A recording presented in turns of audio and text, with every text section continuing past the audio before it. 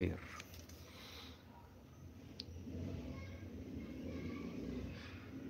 ايوه، هو ده الكلام يا استاذ هشام، هو ده الكلام. انا بحترم كل الناس حتى لو اهلاوي، على دماغي. ولكن اهم حاجه عندي ان اللي بيتكلم معايا يحترمني كانسان، ويحترمني كبني ادم، ويحترم ان انا بشجع نادي الزمالك. انا بحترم ان انت بتشجع نادي الاهلي عادي، واحترم.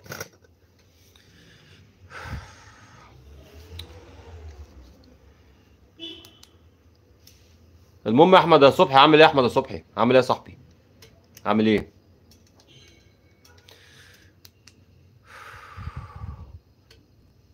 انت مش عايز تظبط؟ ما علينا.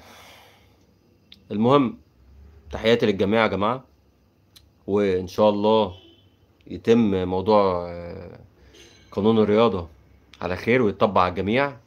وإن شاء الله أبشركم إن رابطة الأندية هتروح بإذن الله، وأحمد دياب باي باي مع السلامة. تمام. وإن شاء الله هتنضف، إن شاء الله هتنضف. واتحاد الكورة إن شاء الله من الموسم الجديد بإذن الله هيكون اتحاد الكورة هو المسؤول عن الدوري المصري، وهو اللي هينظم، هو اللي هيبقى مسؤول عن كل حاجة. وهيحلوا اللجنة بتاعت رابطة الأندية دي إن شاء الله تروح. وبسبب الكوارث اللي هم عملوها، لان هم اصلا مش عارفين يعملوا دوري ولا عارفين ينظموا حاجه. والقوانين اللي بتتعمل ما بتطبقش غير على انديه وانديه لا، واحنا عارفين طبعا.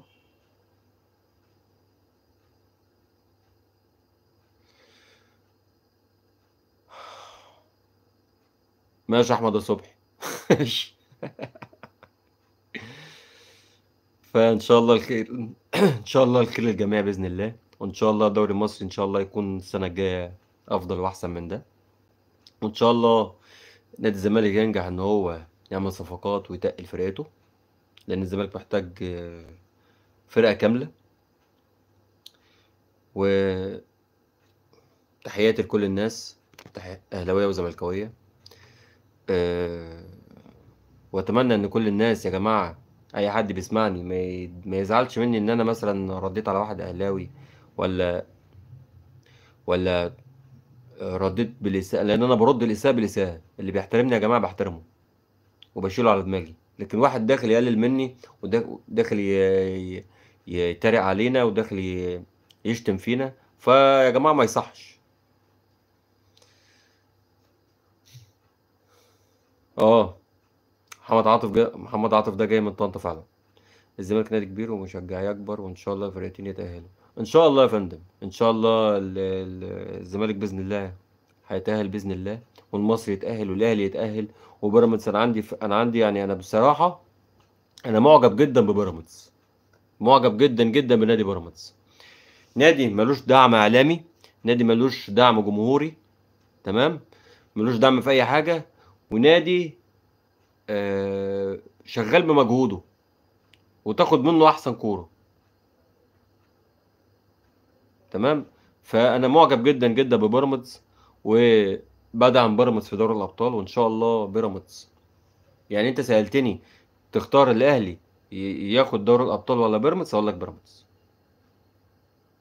كراجل زملكاوي طبعا ما احبش الاهلي ياخد دوري الابطال افريقيا، لان ال- المسافه بقت كبيره، والفرق بقى كبير بين الاهلي والزمالك في الموضوع ده. فاتمنى بيراميدز ياخد كاس العالم، ياخد دوري الابطال. اتمنى. مهاب ياسر مين يا عم؟ مهاب ياسر مين؟ انت تعرف يعني احمد، يعني محمد عاطف اللي بتتكلم عليه ده افضل بكتير من مهاب ياسر. مهاب ياسر ده تحس انه لاعب عبيط في نفسه كده، مش عارف ليه، مش عارف جاب الزمالك ازاي، مش عارف والله. وايشو ده، ايشو ده عمال يقول لك ايشو ومش ايشو، ايشو يعني الناس اللي نزلت لعبت امبارح دي ازاي ما تثبتش نفسها، وازاي ما تجزش في الملعب كده، ويورونا مهاراتهم، ويورينا نفسهم. جات لهم فرصه من السما اهو، جات لهم فرصه في ماتش في رسمي، ازاي ما يستغلوهاش؟ دول مش عارفين يباصوا كورتين على بعض يا راجل. بلا ايشو، بلا ميشو، بلا مهاب ياسر، بلا الناس دي. انا مش فاهم انا الناس دي موجوده بتعمل ايه في الزمالك.